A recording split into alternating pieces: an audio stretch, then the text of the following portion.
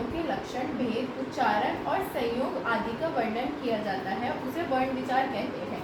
ये व्याकरण का वो पार्ट है जिसमें हम वर्णों का, उसके भेदों का उच्चारण करते हैं, मतलब बोलते हैं, उसको हम क्या कहते हैं, वर्ण विचार कहते हैं। ध्वनि, जैसे पहला हमारा ध्वनि, जब हम आवाज़ अपने मुंह से निकालते हैं उसको हम ध्वनि बोलते हैं।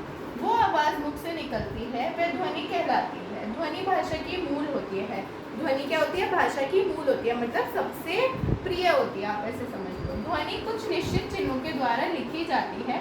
उन चिन्हों को लिखने का तरीका लिपि कहता है। और ये ध्वनि कुछ निश्चित चिन्ह होते हैं हमारे, जैसे रा, हलंत, आ की मात्रा, ए की मात्रा, और इन चिन्हों को लिखने का तरीका क्या कहलाता है? लिपि कहलाता है हमारा। वर्ण, वर्ण या अक्षर ध्वनि के वह दो छोटे छोटे टुकड़े हैं जिन्हें विभाजित नहीं किया जाता।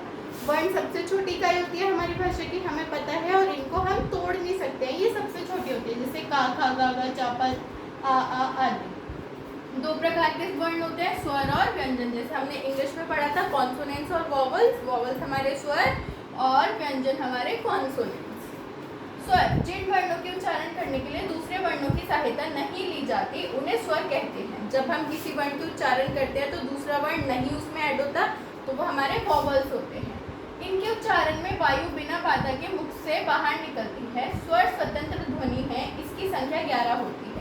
जब हम बोलते हैं तो मुंह से हमारे हवा निकलती है, और इनकी संख्या कितनी होती है? 11 स्वर होते हैं हमारे। कौन से?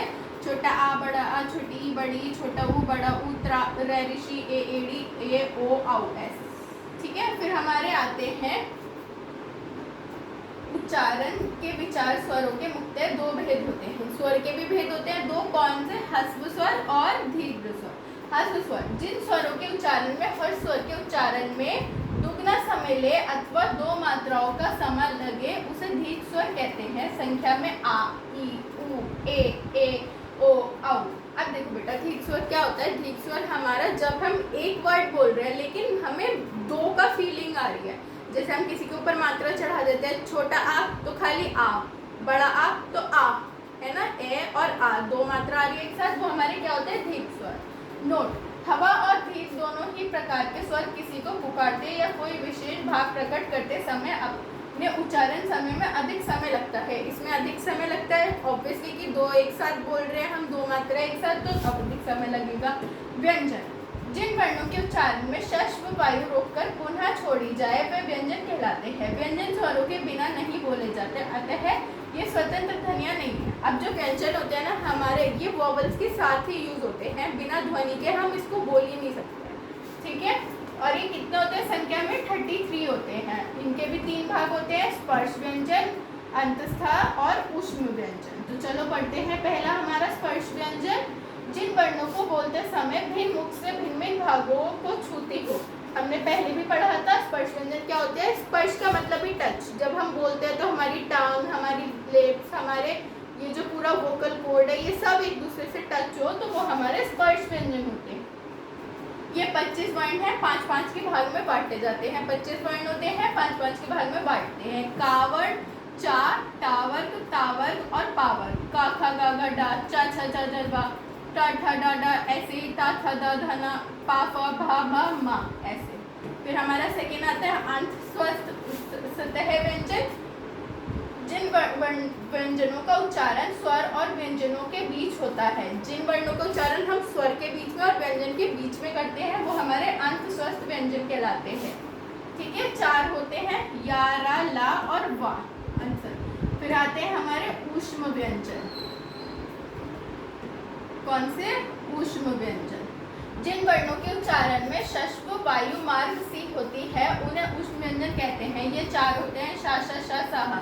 एक जैसे लगते हैं ना, शा, शा, सा, हा, तो वो हमारे क्या होते हैं? ऊष्म व्यंजन। फिर आते हैं संयुक्त व्यंजन, जब 2 या 2 से अधिक व्यंजन स्वर के ना होने में आपस में जुड़ जाते हैं।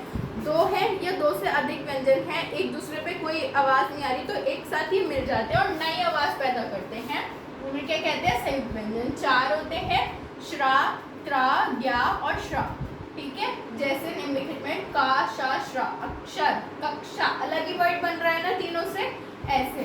फिर आता है द्वित्व व्यंजन, एक जैसे 2 वर्णों को मेल से द्वित्व व्यंजन कहते हैं। जब एक दशक का दो वर्णन मेल हो जाता है तो वो क्या होते हैं, हमारे द्वित्व व्यंजन होते हैं। तत्, क, तट, ये सब, ठीक है। जैसे ता प्लस आधा ता, पत्ता, ऐसे। फिर आते हैं अनुस्वर और अनुनासिक हमारे।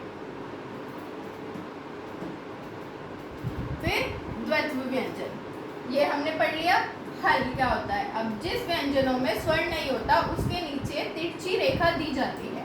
हल होता है हमारा जिन व्यंजनों में हमारा स्वर नहीं होता उसके नीचे हम रै की मात्रा, बहुत सारे शब्दों में हम ऐसे रै की मात्रा लगाते हैं ना, तो वो हमारे हल होते हैं। उस तिरछी रेखा को हल कहते हैं। हलंत कहा जाता है, ऐसे अक्षर को हलंत कहा जाता है। जैसे श्रीमान, धत्र, ऐसे ही विसर्ग लगता है। विसर्ग का चिन्ह किसी वर्ण के आगे ऊपर नीचे दो बिंदु होता है, आगे या पीछे या ऊपर नीचे दो बिंदु होगी, वो हमारा क्या होता है, विसर्ग होता है। इसके उच्चारण हा के समान होता है। इसका उच्चारण कैसा होता है, हा के समान। जैसे प्रातः है आ रहा है ना, काल, ऐसे। अब अयोगवह, अयोगवह आ और विसर्ग का योगवह कहते हैं। जब आ और विसर्ग एक साथ तो अयोगवह बनता है हमारा। प्रसिद्ध व्याकरण कमर्द्य प्रसाद गुरु ने इनको व्यंजन माना है। इसको भी व्यंजन माना है किसी ने। व्यवस्था में ना ये व्यंजनों की कोटि में आते हैं और ना ही स्वरों के, ये अलग होते हैं पर मानते इनको व्यंजनों में है। ना ये स्वर की कोटि में आते हैं, ना ही व्यंजन की कोटि में आते हैं। आगत ध्वनि, अरबी तथा फारसी भाषा में आई ध्वनि जा तथा फा को आगत ध्वनि कहते हैं। नियुक्त किया जाता है, इन्हें जा तथा फा के नीचे बिंदु के रूप में लगाया है। जैसे सजा, माफी, ठीक है, ऐसे जो नीचे हमारी डॉट लगती है, अरबी और फारसी भाषा से ये आई है, वो हमारी ये होते हैं। फिर आती है हमारी मात्राएं, सबको पता है, छोटी ई, बड़ी, छोटी ई, बड़ी ई, छोटा ऊ, बड़ा ऊ, तो ये हमारी मात्राएं होती हैं सारी। व्यंजनों के साथ स्वर जिस रूप में मिलते हैं उस रूप को मात्रा कहते हैं। मात्राओं के रूप इस प्रकार है, हमें पता है स्वर के साथ जब हमारे वो स्वर के साथ मिलते हैं व्यंजन तो मात्रा बनती है। आ का जैसे कमर, बड़ा आ, कमला, छोटी ई, किस, बड़ी ई, कीमत, ये सब हमारी क्या होती हैं। अनुस्वर और अनुनासिक क्या होता है। अब अनुस्वर, जिन शब्दों का उच्चारण नाक की सहायता से होता है उन्हें अनुस्वर कहते हैं। अनु हमारी नाक, अनुस्वर नाक के उच्चारण से जो वर्ड बोलते हैं अनुस्वर। अनुस्वर हो गया हमारा, जैसे बांग्ला या बंगला। अब फिर आता है अनुनासिक, मतलब हमारी चंद्र बिंदु, जिन स्वरों का उच्चारण मुख और नासिक की सहायता से किया जाता है, मतलब मुंह से भी और नाक से भी, दोनों से आवाज निकलती है तो अनुस्वर। जैसे हंसना, मांगना, जांचना, बोल के देखना, अब आपको पता चलेगा। फिर हमारी वर्णमाला आ जाती है। किसी भी भाषा के वर्णों को व्यवस्थित समूह को वर्णमाला कहते हैं। एक साथ लिखते हैं हम किसी भी, जैसे ABCD एक साथ लिखते हैं तो एक क्रम में लिखते हैं ना हम, ऐसे ही वर्णों के क्रम को लिखने में हम क्या कहते हैं, वर्णमाला। जैसे स्वर की वर्णमाला ये रही, व्यंजन की ये रही, हमने बचपन में भी पढ़ी है, वैसे ही। फिर इन 44 वर्णों को अलावा हिंदी भाषा में अन्य वर्ण निम्नलिखित हैं। 44 के अलावा भी हैं, जैसे आ, अणा, डा और डा। इस प्रकार वर्णों की कुल संख्या कितनी है, 48 है। किसी भाषा में प्रयुक्त होने वाले वर्णों को क्रमबद्ध समूह में वर्णमाला कहा जाता है। अभी हमने वर्णमाला की डेफिनेशन पढ़ी थी। पिछले वर्ष में लिखे वर्णों का समूह ही हिंदी में वर्णमाला कहते हैं। पिछले पार्ट में भी हमने पढ़ा था, और ये जो है ये भी हम वर्णमाला होती है।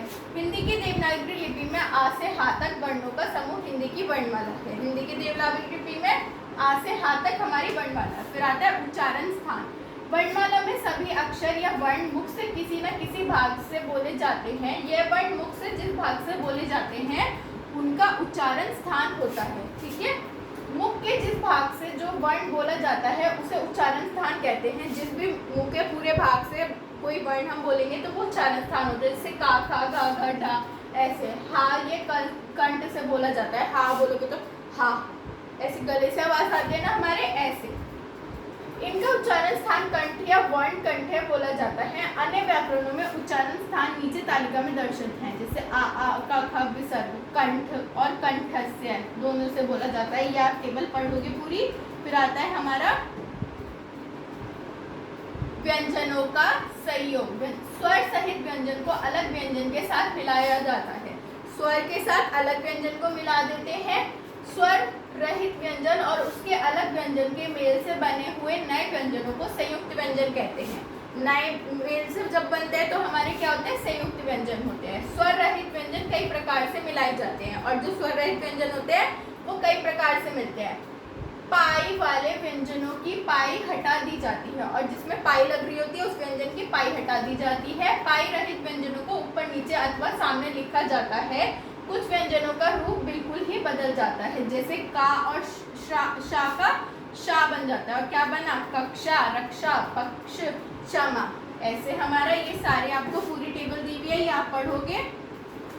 फिर आता है हमारा रा वर्ण का प्रयोग। रा वर्ण का प्रयोग कई रूप में होता है। इनके विभाग प्रयोग इस प्रकार हैं। जब रा वर्ण स्वर रहित हो तो रा आगे लगने वाले व्यंजनों के ऊपर रेफ रूप में रेफ रूप में लिखा जाता है, जैसे पर्व है ना, रे ऊपर लगा दिया। ऐसे ही फिर रे नीचे आ जाता है, जैसे भ्रम, कर्म। फिर तीसरे वाले में हमारा क्या आता है, बिना घड़ी पाई स्वर रहित स्वरों के साथ पदों में लिखा जाता है, जैसे ये वाला रे हम लगाते हैं ड्रम, आपको लिख के दिया हुआ है। अमानक रूप और मानक रूप, आरंभ ऐसे नहीं लिखते, हम ऐसे लिखते हैं, आधा मैं की जगह बिंदु लगा देते हैं। आए ऐसे नहीं लिखते, ऐसे लिखते हैं कुछ, ठीक है। फिर लास्ट हमारा वर्ण विच्छेद होता है। बच्चों आप जानते हैं कि वर्णों के सार्थक मेल में शब्द बनते हैं। किसी शब्द के वर्ण को अलग अलग करना वर्ण विच्छेद कहलाता है। किसी भी शब्द के वर्ण आप अलग अलग करोगे, जैसे कमल लिखा है, का अलग, माँ अलग, ला अलग, तो वो वर्ण विच्छेद कहलाता है। जैसे इन्होंने करा है नदी, ना दी, है ना, तेनाली, ते ना ली, ऐसे ही। तो यहाँ पे हमारा ये चैप्टर एंड होता है। Thank you.